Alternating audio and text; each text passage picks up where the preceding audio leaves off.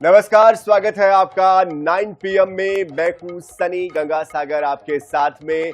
इस बुलेटिन में आपको दिखाएंगे देश, प्रदेश और दुनिया की दिन भर की वो बड़ी और महत्वपूर्ण खबरें जो पूरे दिन सुर्खियों में छाई रही। लेकिन शुरुआत करेंगे पीएम मोदी की खबर से। पीएम मोदी ने रविवार को नागरिकों से एक बड़ी अपील की है। उन्होंने आह्वान किया है कि लोग पश्चिम एशिया में चल रहे संकट के बीच पेट्रोलियम उत्पादों का समझदारी से इस्तेमाल करें। हैदराबाद में एक कार्यक्रम के दौरान पीएम मोदी ने ईंधन की खपत में संयम बरतने की जरूरत के बारे में जोर दिया। कारण ये बताया कि भारत बड़े पैमाने पर ईंधन आयात करता है। उन्होंने तेलंगाना में लगभग 9,400 करोड़ रुपए की विकास परियोजनाओं का उद्घाटन किया। पीएम मोदी ने यह अपील ऐसे समय में की है जब पेट्रोल डीजल की कीमतों में बढ़ोतरी की अटकलें तेज है। तेल कंपनियों को सस्ता पेट्रोल और डीजल बेचने से हर रोज करीबन 16 से 1700 करोड़ रुपए का नुकसान तेल कंपनियों को उठाना पड़ रहा है। तो मिडिल ईस्ट में जो युद्ध चल रहा है उसका सीधा सीधा असर इसे बताया है पीएम ने। हालांकि इसके पहले भी लगातार विपक्ष इस बारे में जिक्र करता रहा है कि 4 मई के बाद पेट्रोल डीजल के दामों में इजाफा होगा। और जाहिर सी बात है, अब जिस तरह से हालात हो चुके हैं, कच्चे तेल के दाम जो बढ़ गए हैं, उसके बाद एक तरीके से संकेत इसको माना जा रहा है। और उन्होंने ये भी कहा है कि पब्लिक ट्रांसपोर्ट का इस्तेमाल ज्यादा से ज्यादा किया जाए। पेट्रोल, डीजल, रसोई गैस का इस्तेमाल संयमित तरीके से किया जाए। जहां जरूरत है वहां वर्क फ्रॉम होम किया जाए। और साथ ही उन्होंने अन्य जो संसाधन है उनका इस्तेमाल संयमित तरीके से करने के लिए लोगों से अपील की। सोना ना खरीदे 1 साल तक, ये भी पीएम ने कहा है, क्योंकि सोने के दामों में तेजी से उतार चढ़ाव देखने को मिल रहा है और आगे भी ऐसा ही होगा। बड़े शहरों में मेट्रो का इस्तेमाल करें। वर्क फ्रॉम होम अगर संभव हो सके तो वो करें। विदेशी मुद्रा बचाने को लेकर विशेष तौर पर जोर दिया है उन्होंने।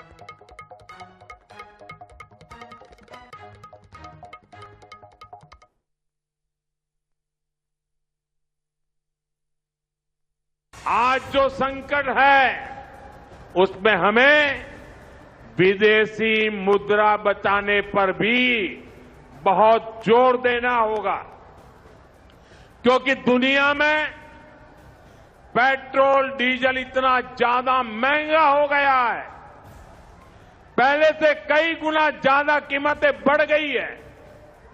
तो हम सबका दायित्व है कि पेट्रोल डीजल की खरीद पर जो विदेशी मुद्रा खर्च होती है, पेट्रोल डीजल बचाकर हमें वो मुद्रा भी बचानी है।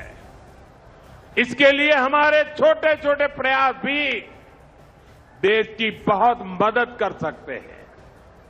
जैसे आजकल जो विदेशों में शादियों का, विदेशों में घूमने का, विदेशों में वैकेशन पर जाने का मिडिल क्लास में कल्चर बढ़ता जा रहा है। हमें तय करना होगा कि जब ये संकट का काल है और हमारी देशभक्ति हमें ललकार रही है, तो कम से कम 1 साल के लिए हमें विदेशों में जाने की बातों को टालना चाहिए।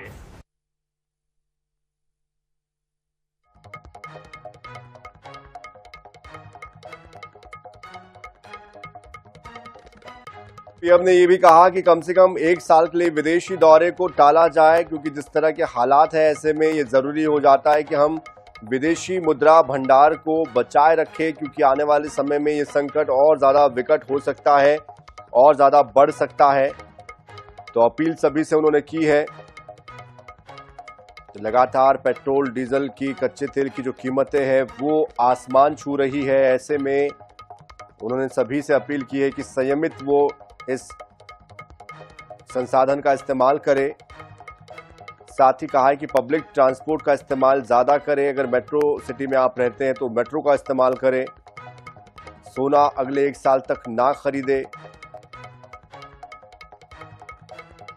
तो देखिए, अब पेट्रोल डीजल के दाम जिस तरह से आने वाले समय में बढ़ने का एक संकेत भी ये है कि अभी हर दिन लगभग 1600 से 1700 करोड़ रुपए का नुकसान पेट्रोलियम कंपनियों को उठाना पड़ रहा है। और जाहिर सी बात है, अब ये नुकसान उठा पाना उनके लिए भी मुश्किल है। और ऐसे में इसका जो सीधा फर्क है या जो असर है वो आप पर और हम पर, हमारी जेब पर पड़ेगा, महंगाई पर पड़ेगा और सीधे सीधे खाद्य पदार्थों पर पड़ेगा। तो उसके लिए भी हमें तैयार रहना होगा। बढ़ते आगे रुक करते हैं तमिलनाडु का, जहां पर आज एक नई सरकार का आगाज हुआ है। एक्टर विजय थलापति ने बतौर मुख्यमंत्री तमिलनाडु की शपथ ले ली है। राज्य के गवर्नर ने उन्हें ये शपथ दिलाई है।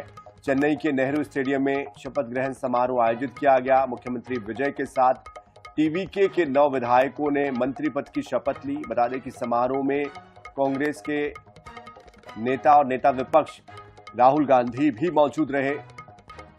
विजय ने शनिवार को राजभवन पहुंचकर राज्यपाल को TVK, Congress, CPI, CPM, VCK और आईयूएमएल के 121 विधायकों के समर्थन का पत्र सौंपा है। राज्यपाल ने उन्हें सरकार बनाने का न्योता दिया। 2 साल पुरानी पार्टी टीवीके ने अपने पहले ही चुनाव में 108 सीटें जीतकर एक बड़ा रिकॉर्ड अपने नाम किया है। हालांकि सीएम विजय को 13 मई या फिर उसके भी पहले विधानसभा में फ्लोर टेस्ट पास करना होगा। तो विजय ने एक तरफ तो शपथ ले ली और बाद में उन्होंने सबसे पहले जो हस्ताक्षर किए वो 200 यूनिट मुफ्त बिजली का जो आदेश है उस पर उन्होंने हस्ताक्षर किए हैं। साथ ही ये भी बता दिया कि 10 लाख करोड़ रुपए का जो कर्जा है वो तमिलनाडु सरकार पर है। तो ऐसे में अब जो वादे उन्होंने किए हैं 8 ग्राम सोना देने का और अन्य वादे वो कैसे पूरे होंगे। तो 3 फैसले उन्होंने लिए हैं। नशे की समस्या से निपटने के लिए हर जिले में विशेष बल बनाया जाएगा। महिला सुरक्षा के लिए स्पेशल टास्क फोर्स बनाया जाएगा। इस पर उन्होंने आदेश दे दिया है। इधर असम में बीजेपी ने एक बार फिर से हिमंता बिस्वा शर्मा पर भरोसा जताया है। बीजेपी विधायक दल की बैठक में उनके नाम पर मुहर लग गई है। अब वो लगातार दूसरी बार सीएम पद की जिम्मेदारी संभालेंगे।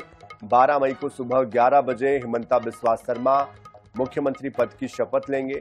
बीजेपी ने विधायक दल के नेता के चयन के लिए जेपी नड्डा और हरियाणा के सीएम नायब सिंह सैनी को बतौर पर्यवेक्षक भेजा था। विधायक दल की बैठक में औपचारिक तौर पर हिमंता बिस्वा शर्मा को नेता चुन लिया गया है।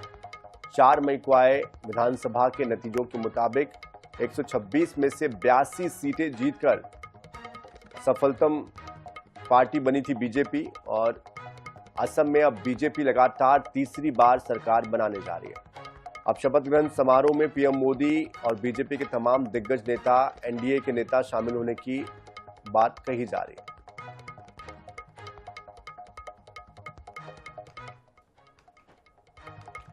उत्तर प्रदेश में भी योगी कैबिनेट का विस्तार हो गया। योगी सरकार में 2 कैबिनेट और 4 राज्य मंत्री और 2 राज्य मंत्रियों को प्रमोट किया गया है। स्वतंत्र प्रभार राज्य मंत्री बनाया गया है। लखनऊ में राजभवन में राज्यपाल आनंदीबेन पटेल ने सबसे पहले बीजेपी के पूर्व प्रदेश अध्यक्ष भूपेन्द्र चौधरी को शपथ दिलाई है और इसके बाद सपा से जो बगावत कर चुके हैं विधायक मनोज पांडे ने उनको भी शपथ दिलाई गई है।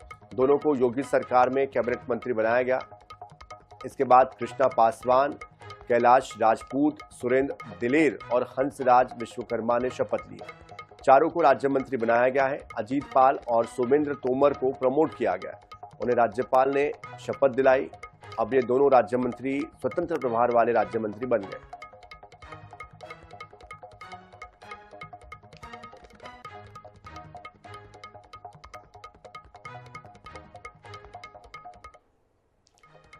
देश की शिक्षा व्यवस्था को लेकर नीति आयोग की ताजा रिपोर्ट ने चिंता बढ़ा दी। रिपोर्ट में यह सामने आया कि प्राथमिक स्तर पर हालात तो सुधरे हैं, लेकिन माध्यमिक स्तर तक पहुंचते पहुंचते बड़ी संख्या में बच्चे पढ़ाई बीच में ही छोड़ रहे हैं। शिक्षक की कमी कह लीजिए या फिर कमजोर इंफ्रास्ट्रक्चर, ये अपने आप में एक बड़ी चुनौती बने हुए हैं। मध्य प्रदेश समेत कई राज्यों में सरकारी स्कूलों की स्थिति को लेकर सवाल भी खड़े हो रहे हैं। देखिए इस रिपोर्ट के जरिए।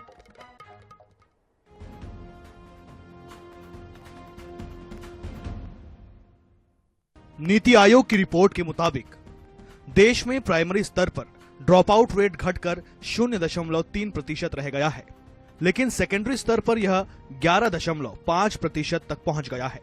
यानी 10वीं तक आते आते बड़ी संख्या में छात्र पढ़ाई छोड़ रहे हैं। आर्थिक तंगी, संसाधनों की कमी और स्कूलों में सुविधाओं का अभाव इसकी बड़ी वजह मानी गई है। सेकेंडरी स्तर पर ड्रॉप आउट रेट 11.5%। कई स्कूलों में शिक्षकों की भारी कमी।